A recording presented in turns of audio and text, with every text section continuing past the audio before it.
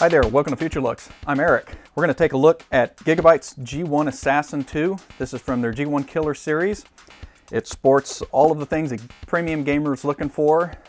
Integrated high-end audio, a high-end integrated network processor, quad channel memory of course on the new X79 platform, and of course supports the new Sandy Bridge E LGA 2011 socket processor. So what we're going to do is to cover a few features, and then we're going to take a look at this. A few of the features that you're looking for on this board when it comes to premium gaming are the Creative 20K2 processor here. That audio codec here, the little processor, gives gamers that extra EAX performance, that 5.1 experience they're looking for. It's usually quite clear, robust, and you get a lot of bass for those action-packed games. So that's important. And of course the capacitors here are Nichicon. Those are supposed to help clean up and provide a whole lot better frequency and power to those outputs. Also it has integrated amplifiers right here, and that's of course for a front panel. So if you've got some 150 ohm headsets, it's really good, really good quality stereo sounding, like some Sennheisers, those would be really good for that. And of course any other headset you put on there, you're going to get a lot more volume than probably what they can handle. And an integrated G1, or in this case a Killer E2100 network processor. Now benefits of that are offloading some of the, well, basically all of the networking that you're using from the Windows stack. So it eliminates a lot of latency and goes straight to the processor. It has shared memory, and it's of course gigabit. That's always really nice to be able to prioritize your games and any of your supporting game programs up front, so they get all of the bandwidth. The board is socket LGA 2011. It's an X79 chipset, meaning it supports quad channel memory, not just triple channel. So you can use basically anything you find. There's quite a few vendors that are already offering some good memory kits, like Kingston, some quad channel, of course Patriot, and their Division 2. So you got your HyperX Genesis, it works really well with it, and your Division 2 Viper Extreme, we've been using those modules work really well with it.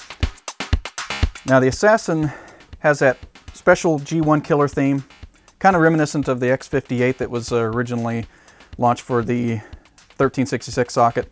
This one's much larger, of course, displaces a little more space, and the brackets have changed quite a bit. Got your 4 channels here. They run in quad mode. You could do dual if you're on a budget, but quad is what you want if you're going to really push the new Sandy Bridge E chips to their max. And of course, these work up to, well, about 2133 megahertz. We've seen many of the boards working at that frequency just fine. And so the theme here is weaponized looking components. See heat sinks here with a little heat pipe going there. It's very hard to get this board wrong if you've seen it in a crowd. Now other features, you'll notice it's got 3 PCI Express, that's 3.0, so the latest video cards will run on this, especially the future ones. And we'll move you in a little bit closer so you can see the Creative Labs 20K2 processor here. Has a little extra memory here to offload for processes, and helps manage a lot of what this chip's supposed to do. A couple of amplifiers here. Again, it does work with the front panel, and also helps the rear audio output here come through a lot clearer. You have an optical out, so you can run straight to your component if you want. And of course, some eSATA, USB black here, some USB 3.0, standard, again, USB 3.0. And even an old, more legacy or older PS2 port here for keyboard or mouse. Now, little feature here, you see the OC button. Simple press of that while your board is operating, and you can get an automatic overclock out of this. And of course, BIOS reset switch if you get a little too crazy. Overall, you notice the platform is a lot more simpler than X58. There's less components, a lot more streamlined, more lower profile. Now this other little port here, this USB 3, that's for your 3.5 little bay that comes with these boards.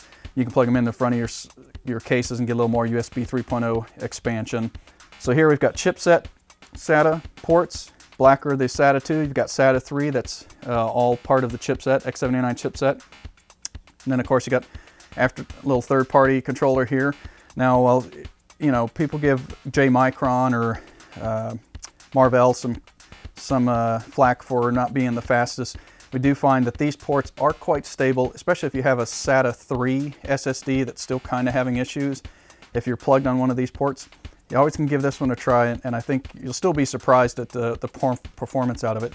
You won't get as fast a performance, but you do end up getting a little extra stability. You've got two BIOS chips here. That's a dual UEFI BIOS, and it's for Gigabyte, they're calling it their 3D BIOS. You've got some different versions where you can look at it in basically a standard UEFI format or even a 3D layout of the board when you're manipulating the BIOS and doing some settings. So a little creative feature for it, of course. And you'll notice all of your ports, USB, any of your front panel connectivity is all in the bottom here. That gives you a little extra working space with your larger components. All right, users want to know what's inside the box. What do you get with the board? Here we've got your G1.Killer stickers. We've seen these a couple CSs ago. CES is really nice little decals if you want to throw them on your case. I mean, that's what it's for. It's meant for gamers.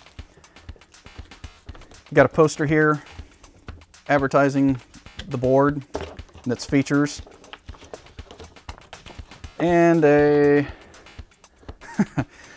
target if you want to take one out back and shoot it with your BB gun. We recommend something like that. We don't want people going too crazy over their board. Of course, this is one of the new features. It's a new Wi-Fi card, their 4.0 card, and this gives users a little extra connectivity. That's actually really cool, given that users are not always connected to a LAN or network right away, so this here gives them a little extra connectivity. And of course, dual antenna, so you can get for that reach a little farther than usual. Singles do okay, but two antennae usually can reach quite a bit farther. We've got one for the three-way SLI, and of course the two floppies, Crossfire, if you want to use one, or just standard two-way SLI. That's, you know, really nice to have when you're rather than just one. A lot of times you find yourself scrambling around to find another. So Gigabyte started offering extras from any of the boards that have the slots, so you can get connected completely. For SATA 3 or SATA 2, they work backwards compatible. A couple of these are 90-degree angle to help offload some of the wire bunching up on the edge of the board. You've got a USB power cable. This goes to your Wi-Fi. Black I/O shield, so it'll match pretty much any of the black cases. If you got a silver one, you know, it's not going to clash either.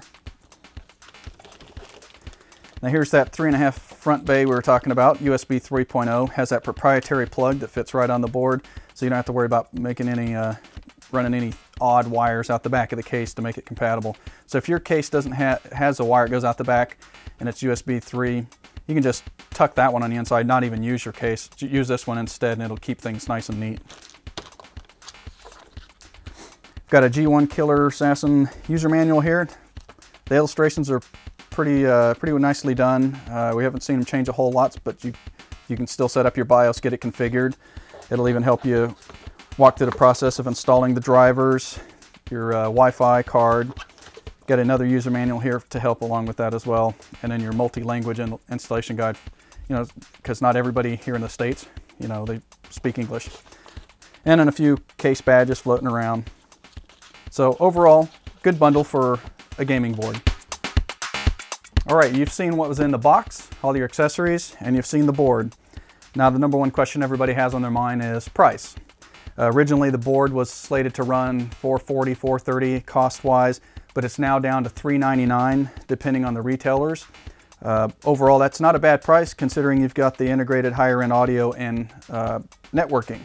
Now the bigger bonus about all that as well is you get the theme to go with it, not just a standard board. So if you try to piece this together, you're going to be hard-pressed to find that same value putting it together. Plus you're going to sacrifice some of your PCI slots and some of your spacing. So this here, of course, offloads any of those options, and then you can focus more on the important things like your graphics card, because that's what this board's for, gaming.